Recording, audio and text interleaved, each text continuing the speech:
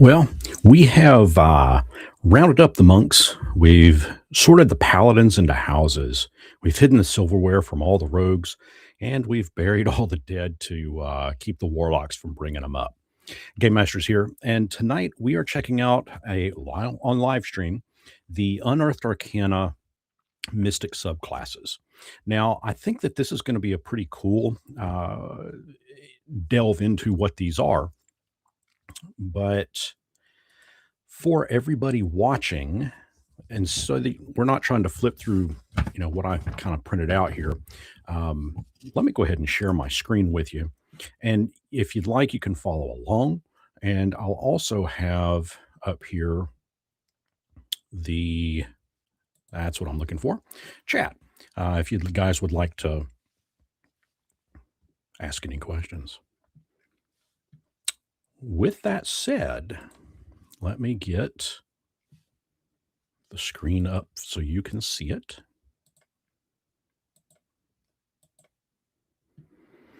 Okay, so obviously this is going to be all playtest material that we're looking over. And to get to it, if you want to follow along, all you got to do is just jump over to D&D Beyond, hit your library, Unearthed Arcana, and it's the Mystic subclasses. We'll go ahead and jump over to that and download it. And just because I like the PDF of it, I don't want to look at it in my browser. I'm going to open this up.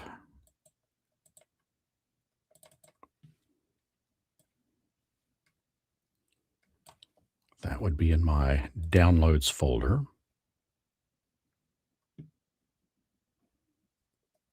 If I can find my downloads folder. Boy, sometimes technology, it doesn't work well with me. And you'd think I'd have this figured out by now. Okay, here we go. Let me share with you guys the correct window. There we go. Okay, so this is my cover of it that I put together. Unearthed Arcana, Mystic subclasses. And just a direct download from their Unearthed Arcana portion of the website. But the rest of it's all straight on. And Jonathan, that is an excellent question. Jonathan asks, what setting do I think these classes might be trying to emulate? Apocalyptic classes were obviously Dark Sun. And I have an idea, but I want to kind of move through a couple of these first, just to see. I want everybody as a collective to kind of put together see if they can figure out what the common thread is throughout this. But what we're going to have is playtest for the Monk, which is the Warrior of the Mystic Arts subclass. For Paladin, it's the Oath of the Spellguard. The Rogue is the Magic Stealer, and the Warlock is the Vestige Patron. So this just has your standard, the gray box has your standard verbiage in it. Jumping into it, and they make no qualms about it. Just jump right on into it. Warrior of the Mystic Arts for the Monk. So warriors of the Mystic Arts wield magic to supplement their martial skill. They harness their supernatural focus to enhance their magical and physical abilities. At level 3, you're going to gain spell casting. Cantrips, you're going to know 2 cantrips of your choice from the sorcerer spell list. Blade Ward and Thunderclap are recommended. Whenever you gain the monk level, you can replace one of those cantrips with another one of your choice from the sorcerer spell list. Spell slots, it's all pretty much straightforward here. What you see is what you get at level 3. You have 3 prepared, 2 first level spell slots, and all the way up to 20, which is pretty cool that they include in the play test what you would get if you went all the way up to 20. And I would venture to guess that a lot of folks, when they're doing play testing, instead of min-maxing from, like the lowest level to the highest level, they're likely play testing in one of 2 ways, either as a brand new, fresh, off-the-line character, well, actually at level 3, I suppose, or they're play testing at 20 and just trying to see exactly how powerful or how broken they can make the character. At least that's how we do it at my table. So moving to that, prepared spells of level 1 plus. Your prepared list of level 1 plus spells are that are available for you to cast this feature. You get to choose 3 level 1 spells from the sorcerer spell list: Jump, Magic Missile, and Shield. Again, this is the monk, so Jump and Shield makes sense. Magic Missile, that's a little odd. Perhaps, actually, you know what? Something about this is very familiar. Where have we seen that before? Monks that can cast Magic Missile.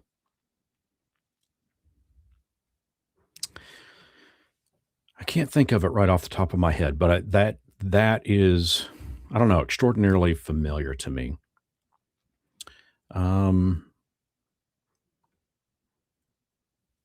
Yeah, chosen spells must be of a level for which you have spell slots. For example, if you're level 7, your list of prepared spells can include 5 sorcerer spells of levels 1 and 2 in any combination. Okay, so that's just all that. At level 6, you get Mystic Focus, in which you can convert your spell slots to focus points, or vice versa. You can spend your focus points to gain back um, spell slots. And this is what the spell slot level cost, the focus point cost is, and then the monk level to be able to do that. That's kind of powerful. Let's see. Also at level 6, you get the Mystic Fighting style.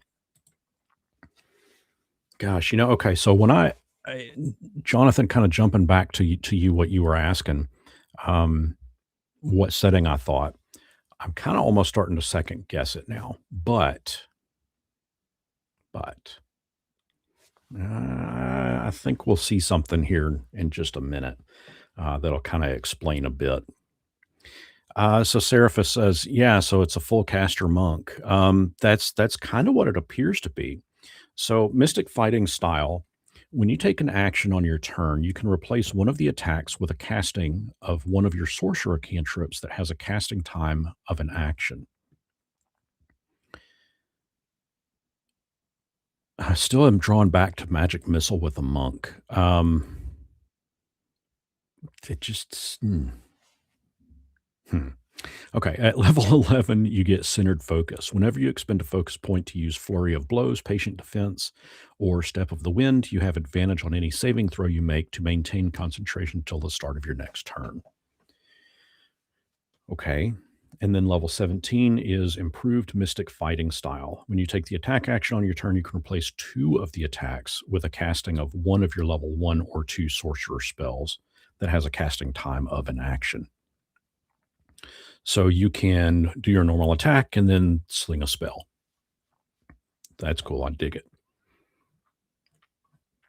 Now, Oath of the Spellguard, Paladin. Protect your allies from villainous magic. Yeah, Jonathan says Monk in 5e is already busted. This feels obscene. It kind of does. I mean, like I said, it's got some. I mean, being able to swap back and forth focus points and spell slots. I, hmm. um, okay, so I'm just going to blurt out. To me, this really screams Karatur. Okay, Forgotten Realms of Karatur.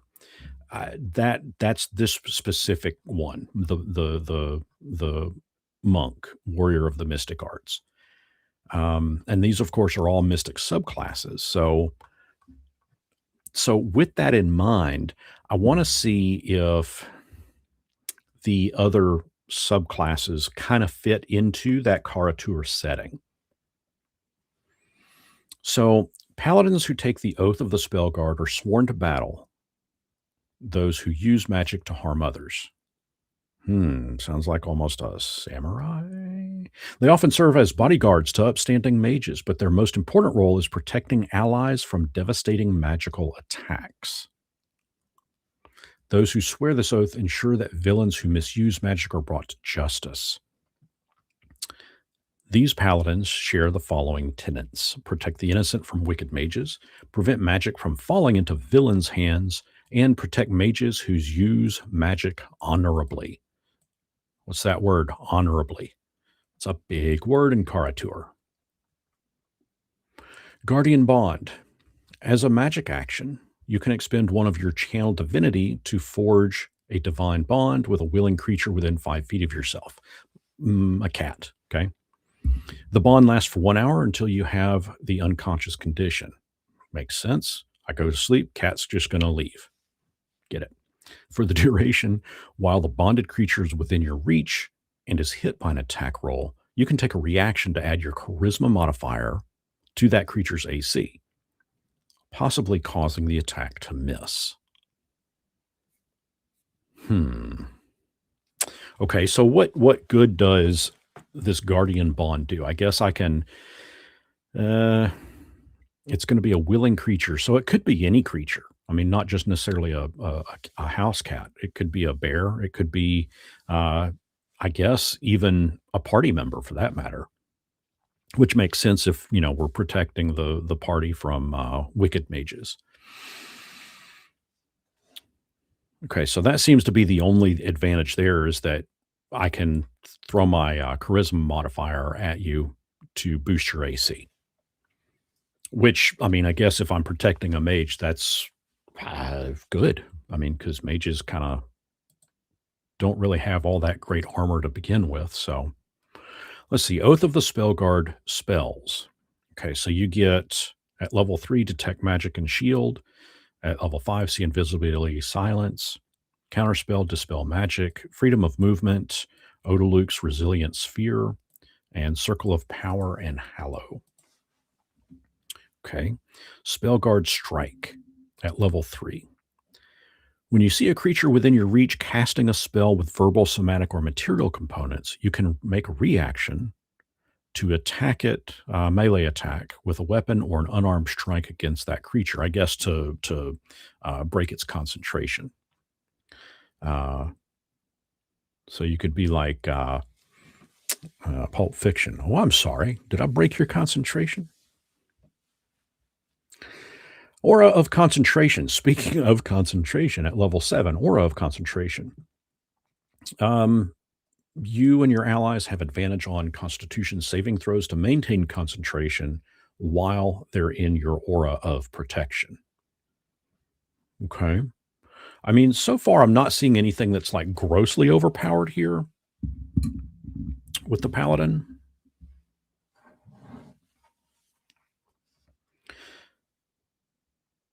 With the Oath of the Spellguard Paladin, that is. So, Spellbreaking Blade at level 15. Immediately after you hit a creature with your Spellguard Strike, you can cast Counterspell as part of the same reaction. When you cast Counterspell with a spell slot, that slot isn't expended if the spell fails to stop a spell. Well, okay, that's pretty powerful. So, I'm attacking. You're trying to sling some nasty stuff at my party.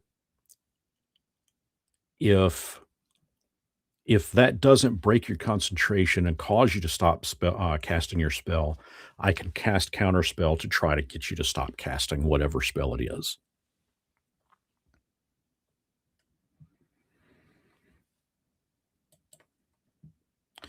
Jonathan, Guardian Bond equals Warder's Bond, as in the Aes Sedai a la Wheel of Time.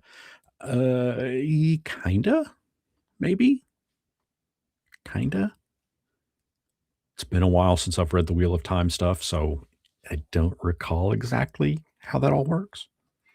At level 20, Eternal Spellguard. As a bonus action, you can empower your aura of protection, granting the benefits below for 1 minute or until you end them. Bodyguard. While the target of your Guardian Bond is in the aura, that creature has resistance to all damage. Well, that's pretty powerful. Protection from magic. You and your allies in the aura have advantage on saving throws against spells. Okay. Spell ward. Spell attack rolls against you and your allies have aura in the aura have disadvantage. Okay, so I will point out. Okay, so those are nice, okay? Don't get me wrong, that's not a complaint here. These are nice abilities, but the fact is you gotta be level 20 to be able to do that. So, at level 20, while the target of your guardian bond is in the aura, that creature has resistance to all damage. Um, Hell, by the time we're all level 20, I'm not sure that a little bit of I mean, I don't know. I'm not sure that this, in my view, my initial gut first impression view of this, I'm not sure that's really worthy of something that you would get at level 20, if that makes sense. Protection from magic. You and your allies in the aura have advantage on saving throws against spells. There's a lot of other things that you can get at lower levels that are going to give you advantage on saving throws against spells. So again, at level 20 to get that, I don't know. Hmm, I don't know. I need to chew on that. But I will say again, Oath of the Spellguard and protects mages who use magic honorably. That is still making me lean a bit towards uh, Karatur. Seraphis, you taking off? I appreciate you joining in, man. Have an excellent day. Okay, the Magic Stealer, Rogue. And I will also say too that even though I did print out my little, like you can see it, my little copy of it earlier, I didn't actually read through any of this because I wanted to kind of surprise myself a little bit as we were moving through it. I read that first little intro paragraph as to what the subclasses were, but not what these actual abilities are. So I'm just seeing this all for the first time, like you guys might be. Magic Stealer for Rogue. Ordinarily, thieves are cutting purses and burgling homes. Magic Stealer is after a much more valuable prize, magic. Magic Stealer preys on spellcasters, repurposing their magic and eluding divination spells to take magical power at the point of a knife. Okay. All right. Empowered Sneak Attack. So, after a creature you can see within 30 feet casts a level 1+ spell, you can take a reaction to absorb magical energy from the spell. Okay, so I'm the rogue. You're casting magic missile at me. Okay. I'm going to take a reaction to try to absorb some of that magical energy. When I do, until the end of my next turn, the next time I hit with a sneak attack, I deal damage extra. When the next time I hit with my sneak attack, I deal extra force damage. To determine the extra damage, roll a number of d6s equal to the spell's level and add them together. What? You can take this reaction a number of times equal to intelligence modifier, and you regain all expended uses when you finish a long rest. You get that at level 3? Now compare that. Let's roll back up for a second. Okay. You're casting magic missile at me. I'm going to absorb it. And then on my next sneak attack, it's going to deal extra force damage. Holy crap, at level 3? I mean, to me, that's almost more powerful than what the Paladin gets at level 20. And I mean, at level 3, the Paladin all it can do is transfer its charisma modifier to your AC, and they get detect magic and shield at level 3. I don't know, man. I think hands down, I think the rogue so far is the most overpowered in this, and I think the Paladin is the most least powered so far. But let's keep going on. Yeah, Jonathan, it is nuts. It's kind of crazy. Doc, how are you doing, Doc Flamingo? It's nice to see you here tonight. So we're just kind of moving through the new subclasses here, the new Mystic subclasses, and I have a feeling. I've kind of said this a little bit. I'm not sure when you jumped in, but I have a feeling that a lot of these are going to be from or kind of a sneak preview of Karatur. Just kind of a gut feeling. Okay, moving on. Drain magic. Let's see how powerful this is. Again, for the rogue, you can drain power from ongoing spells to recharge your allies' magic. Okay, so you're the mage in or sorcerer, whatever, warlock in the party, and I'm going to drain power as a magic action. I can touch a willing creature. Okay, so I'll touch you and end one ongoing level 1 or level 2 spell on it. The creature immediately recovers one expended spell slot of level 2 or lower. Hmm. Okay, so if you're casting, okay, it's an ongoing level 1 or level 2 spell, you immediately recover, it's going to end it. Okay, we're going to end it. And you're going to immediately recover one expended spell slot of level 2 or lower, dealer's choice, your choice. I mean, I can see that as being a good tactical ability. It's certainly going to take some coordination, and of course, I don't want to abuse it because I mean, you could easily just as easily, have that ongoing spell end when the caster, your party member, doesn't really want it to. Um, I don't know. There's a little bit of room for abuse there, but I kind of see where I kind of see where it could be very beneficial.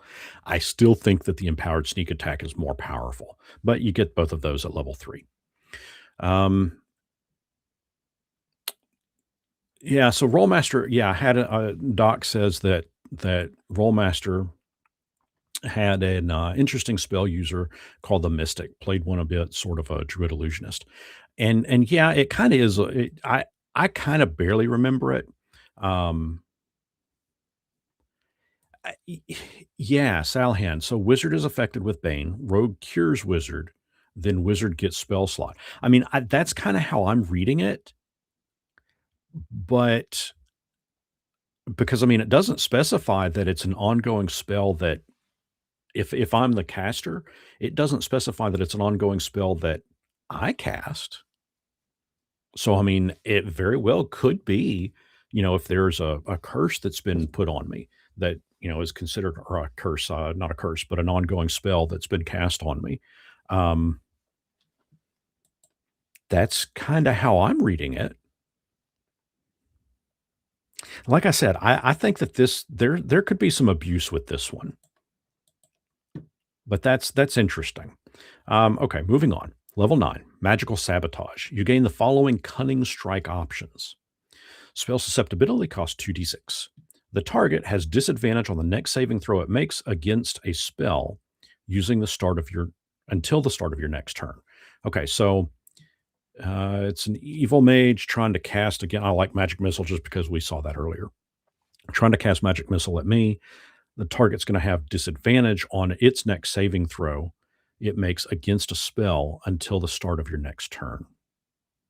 Okay. Disrupt spell costs 3d6. The target's magical acuity is disrupted until the start of your next turn. Whenever the target casts a spell during that time, it must succeed on an intelligence saving throw, or the spell dissipates with no effect, and the action, bonus action, or reaction used to cast it is wasted. If that spell was cast with a spell slot, the slot isn't expended. Well, there is that. You're not going to waste a spell slot. Okay, so basically it's a counter spell. I mean, disrupt spell, it's more or less a counter spell, except the slot isn't expended. Steel resistance costs 2d6. That disrupt spell was 3d6. Steel resistance is 2d6. Choose one kind of damage, acid. If the target has resistance to that kind of damage till the start of your next turn, the target loses that resistance and you gain. Holy crap. That's nasty. I mean, at least it's not immunity. Watch level 20 be immunity. That's pretty nasty.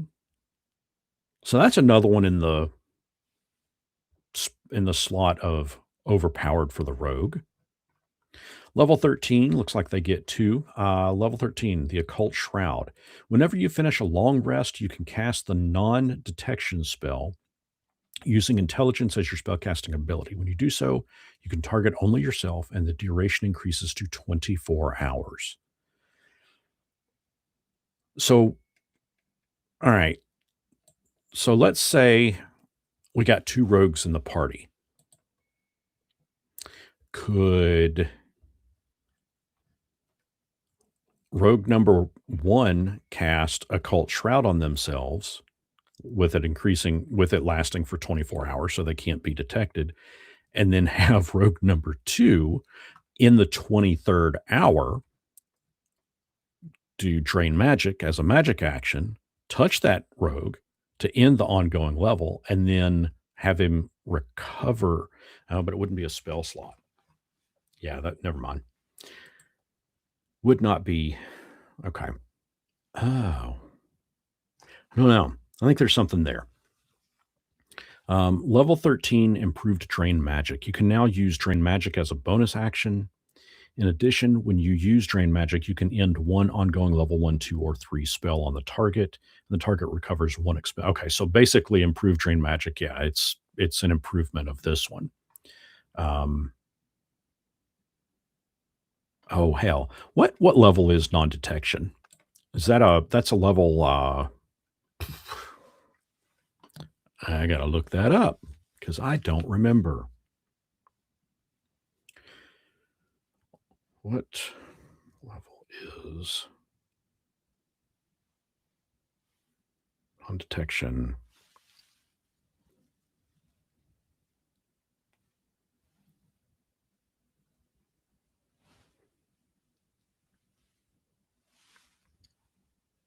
Yeah, 3rd level. That's what I was thinking. It's a 3rd level spell. So, yeah, so if you've got 2 13th level rogues, I guess they could bounce that back and forth, right? Level 17, Eldritch Implosion. Oof. Well, come on now, let me highlight. When you use Empowered Sneak Attack, you can force the target to make a Constitution saving throw. On a failed save, the spell dissipates with no effect, and the target has the stunned condition until the start of its next turn. So that's when you use this one, and that's the one that lets you deal extra force damage. So in addition to absorbing magical energy and dishing out a number of d6s equal to the spell's level, you're also going to make that creature take on the stunned condition if it fails its Constitution saving throw.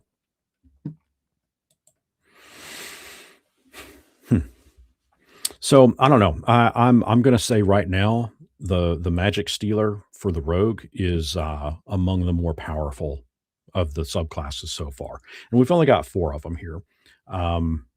But yeah, I'm definitely going to go with the Rogue so far. I don't see anything in this subclass, that necessarily screams out to me Karatur, though. First 2 subclasses did. This one, I'm not seeing much that does. But let's take a look at the Warlock. This is the Vestige Patron, wielder of the remnants of a dying god's power. Your pact draws on the power of a dying god, Cthulhu, a being once worshipped by countless followers, but now abandoned and forgotten. Still could be Cthulhu. This dying god, known as a vestige, might have been benevolent evil or strange and unknowable, but now it is driven to regain its former power. The vestige needs your help. It is willing to share its remaining strength with you. Okay. So this looks like it's going to be probably the most detailed subclass. Level 3, you get the Vestige Companion. It's going to manifest, aiding you to do so, and drawing strength from your pact. It uses Vestige Companion stat block and is a celestial fiend or undead, which you choose when you gain the feature. You determine what it looks like, but regardless of form it bears, features indicating its supernatural origin. For example, you might decide your vestige is an oversized floating skull etched with sigils, sigils, a circle of glowing runes, or a constantly shifting abstract shape. The vestige is friendly to you and your allies and obeys your commands. It vanishes if you die. So it looks like it's going to use this stat block. It's going to have an AC of 13 plus your charisma modifier. Its hit points is 4 plus 4 times your warlock level. Has a speed of 5 feet, can fly 30 feet, hover. I mean, my first impression is that this is Mort. You know, that I mean, when it says skull, you know, my first thing is thinking of Mort from um, Lady of Pain. What am I? Planescape. I just don't see us going back to Planescape though. Strength of 1. I mean, again, that fits Mort. Intelligence of 15, dexterity of 14, wisdom is 15, constitution is 10, charisma is 16. Again, that kind of all fits.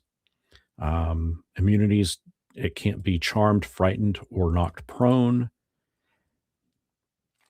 Has dark vision of 60 feet, passive perception of 11, and it knows the languages you know. It has Pact Bond. You add your proficiency bonus to any ability check or saving throw it makes. So this is what I want to see is what it's actually. Well, actually, I'm jumping back and forth. Okay, I realize that. The Vestige in combat. In combat, it acts during your turn, moves using its reaction on its own, but the only action it takes is the dodge unless you take a bonus action to command it to take an action in its stat block or some other action. You can also sacrifice one of your attacks when you take the attack action to command the Vestige to take the Vestige's strike action. If you are incapacitated, it acts on its own and isn't limited to dodge. Okay, so its Vestige strike is a melee attack or ranged attack. The bonus is equal to your spell attack modifier. It can do 1d6 plus 3 plus your charisma modifier in fire damage if it's a fiend, necrotic damage if it's undead, or radiant damage if it's a celestial. Okay, not bad, not bad. Disappearance of the Vestige when it hits 0 hit points, it disappears. Okay. You can spend 1 minute performing a magic ceremony to manifest the Vestige again. It reappears with its maximum hit points in an unoccupied space within 5 feet. As a magic action, you can temporarily dismiss the Vestige to a pocket dimension. Okay, so let's say middle of combat, it's knocked down to 2 hit points. I'm going to take a magic action and dismiss it to a pocket dimension. Okay. As a magic action, while it's temporarily dismissed, you can cause the Vestige to reappear in an unoccupied space within 30 feet. When it drops to 0 hit points or disappears into the pocket dimension, it leaves behind in its space anything it was wearing or carrying. Okay. When you finish a long rest, you can summon the Vestige in a new form. Oh, so it doesn't have to be a skull constantly. You could change it however you want, to its appearance and however you want. It'll appear within 5 feet of you. Again, you can choose the appearance and whether it's so you can change it from being a celestial, fiend, or undead anytime you resummon it. Okay, I can dig that. For bonus actions, it has divine power. It can do once a day. It manifests a remnant of its divine power in one of the following ways. Curse invocation. This is if you've got it set up as an undead. It places the curse on a creature you see within 30 feet of the Vestige for 1 minute. While cursed, the target has disadvantage. Okay. Fiendish swap. If you and the Vestige are within 60 feet, you both teleport, swapping places. That's pretty cool. I can dig that. Healing touch. Vestige touches another creature. Target regains hit points equal to 2d8 plus your charisma modifier and ends one condition on it: blinded, deafened, or poisoned. That's if it's a celestial. I mean, that's not bad. I mean, seeing as you get that at level 3, that's not bad. I mean, well, I'm going to have to say that Warlock and Rogue are by far so far the most powerful of the subclasses that we've seen. Level 3 vestige Vestige. I can't speak now all of a sudden. Level 3 vestige. Vestige spell. I don't like that word. I just can't say it right now. The Mavic. Yeah, that's right. The Mavic. The Mavic of your Vestige spell companion ensures you always have certain spells ready. Select one of the following cleric domains: life, light, trickery, or war. The domain spells of your chosen domain are warlock spells for you. Okay. So I'm going to turn cleric domain spells into warlock spells. When you reach a warlock level equal to a cleric level listed on the domain spell table for the domain you have chosen, you therefore always have the listed spells prepared. For example, if you choose the war domain for this feature, when you reach warlock level 3, you would have the guiding bolt, magic weapon, shield of faith, and spiritual weapon spells prepared.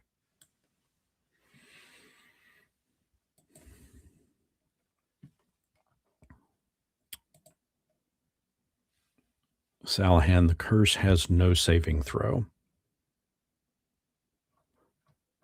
Where were we at? The curse.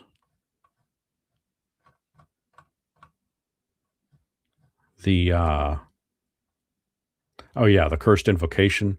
Yeah, if it places a curse on a creature, you can see it places a curse on it for 1 minute while cursed target has disadvantage. Evidently not.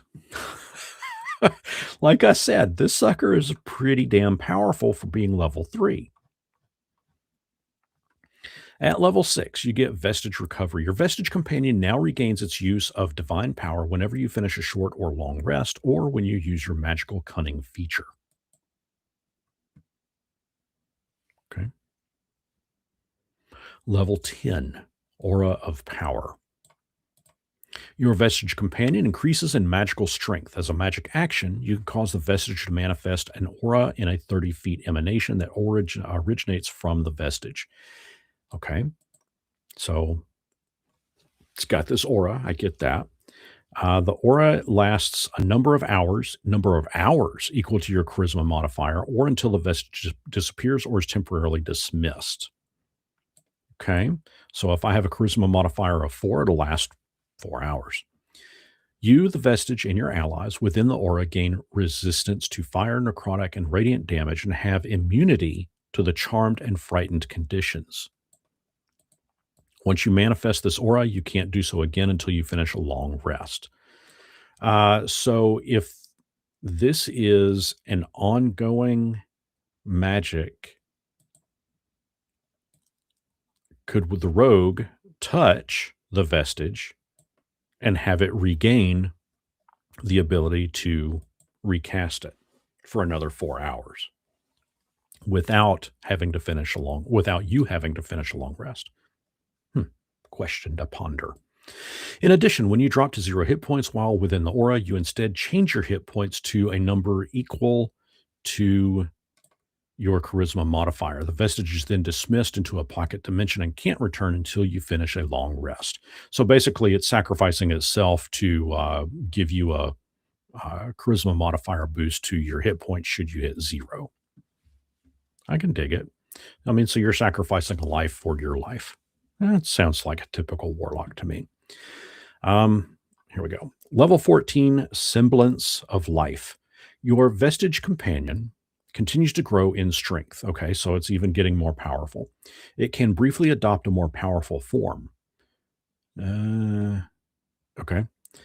Depending on the vestige's type, you can cast one of the following spells when it's within 90 feet of you without expending a spell slot or needing material components. Summon Celestial. Okay, that's going to be for a Celestial. Summon Fiend or Summon Undead. That makes sense. When you cast the spell with this feature, it becomes the summoned creature. Its game statistics are replaced by the summoned creature stat block. The spell's level is equal to half your warlock level, rounded down, and the spell's duration is 1 minute. When the spell ends, the vestige returns to its previous form. So for 1 minute, it's going to become a full-blown fiend or undead. Okay. Once you have cast the spell in this way, you can't do so again until you finish a long rest. I don't know, compared to the other, abilities, this one doesn't seem very up there. It seems like kind of a, burn once, in the middle of combat, and then it's done until you finish a long rest. Does this one not get a level 20? Oh, I didn't scroll. No, it doesn't. That's the added back page I did. So that's odd. The Warlock does not get a level 20. Hmm. So that's what we've gone over: the Monk, Paladin, Rogue, and Warlock. So the question was asked of me earlier. I'm going to stop sharing here and just address you guys.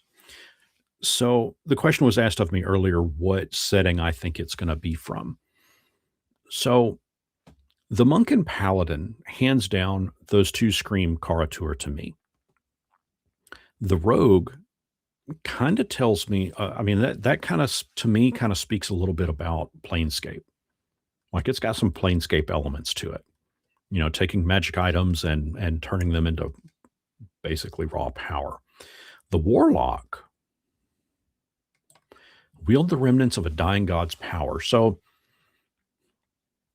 the first thing that comes to my mind when I read that is the journeys through the Radiant Citadel. That the Citadel itself was on a big dying god. That's basically what the floating Citadel was. And that one was all over the place. But again, dying god's power very easily could be Planescape. I just don't believe that they're going to go back to revisiting Planescape. I don't know. What do you guys think? Now that we've kind of looked over all of these, what setting do you think that these subclasses could be representing?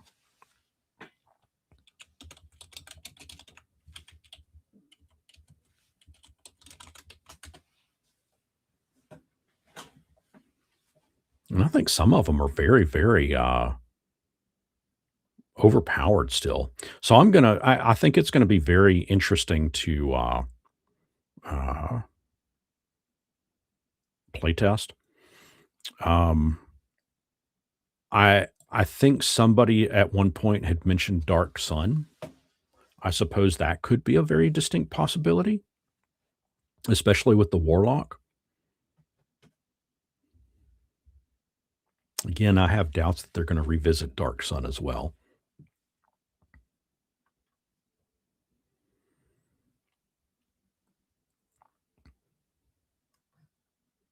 But that is the new Mystic subclasses. I just kind of wanted to look over it, check it out. They came out today. Again, you can uh, Dragonlance. Well, we've been to Dragonlance once, but the Dying God part certainly matches it, and the fact that where was it? Let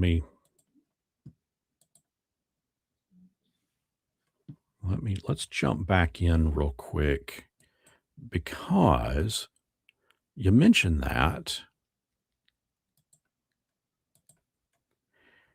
and the one part, this was under the Vestige pay for Warlock, that under Vestige spells, um, select one of the following cleric domains: life, light, trickery, or war. The domain spells of your chosen domain are Warlock spells for you. Because we know that clerics don't exactly exist in Dragonlance. That's the only thing that makes me kind of hesitant to think. But if they're doing a swap out, you know, um, and combine that with the oh wait, that's the Warlock. Combine that with the fact that you're wielding the remnants of a dying god's power. You know what? I mean, that very easily could be um, Dragonlance. Um, Paladin could be for the Dark Sun, but with very twisted sense of what a righteous wizard is. Yeah, I mean that's true. Kurth says, given all the subclasses are mystic magical, could it be a magical player's option book? Something like that. That is something that I thought too. And I was also wondering if, okay, so what I was, the second initial thought, because we know that a lot of players have been clamoring for new settings, right? And we just saw Lorwyn come out. Well, this was my second thought was, what if, I guess I need to turn it so that you guys can see, what if they end up doing another Magic the Gathering setting? So, because consider that, wielding the remnants of Dying God's power. Well, we've got Dying Gods all over the place in Magic the Gathering.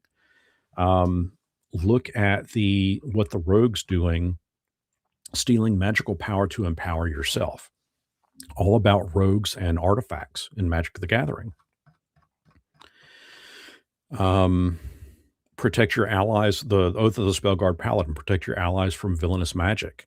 If you're doing any kind of a commander, a group commander game, I don't know. I mean, there might be something to that. The monk, that one, I Weave Marshal and Mystic Arts.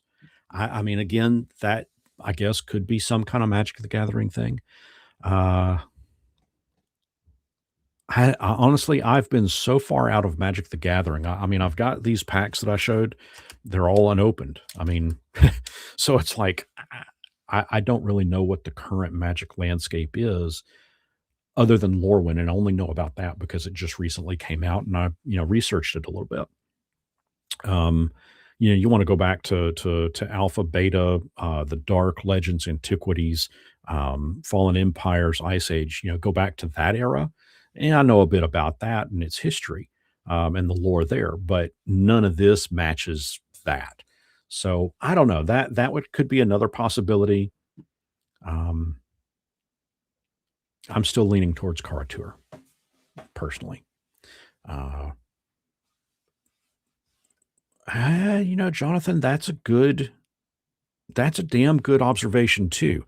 Because we've got, there was an article that came out a few months back about from Weissman and Magnianello about the what was put on hold for Dragonlance TV show that evidently may be actually not on hold anymore. So that is a possibility too, that they're going to tie into Dragonlance. Okay, so let's think about this. Okay, I know I'm jumping back and forth. Now we're in full scale. What am I trying to say? We're in full scale. I'm just curious mode, right? Speculation mode. That's what I'm trying to say. We're in full scale speculation mode. Okay. So what we know that we've got the monk, paladin, warrior, warlock, and rogue. Okay. This one's going to take a true test of everyone's D&D lore and inside information. Okay. So think deep here. What novels have been out, and what were those settings that have featured main characters as being a monk, a paladin, a rogue, and a warlock? And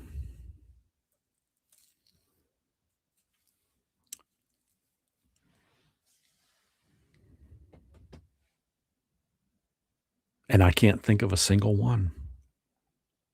I'm trying to think outside the box here, but I can't think of a single novel at this point.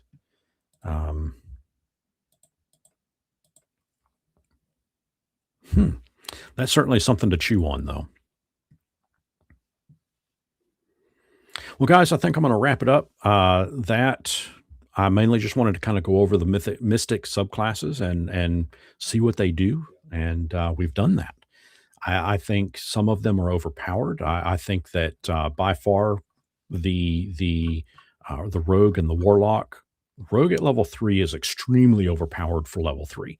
I think the warlock with its Vestige Patron I think that thing, basically a familiar, is again slightly overpowered for being level 3, or having with a warlock having access to it at level 3. But we'll just have to now start playtesting it and see how broken we can make everything. So I'll leave you with this question. When you guys playtest, not necessarily specific to this group of subclasses, but any subclasses, any of the Unearthed Arcana that they've come out with, when you playtest, do you start it out at the lowest level, or do you start it out mid-level, or do you start it out at the highest level? Well, let me know the answer to that after this. After this is all done, comments will open up underneath, and I'd love to know how you playtest. So let me know down in the comments. And until next our paths cross, may you be able to protect your party from evil spellcasters by stealing magic and summoning a Vestige patron.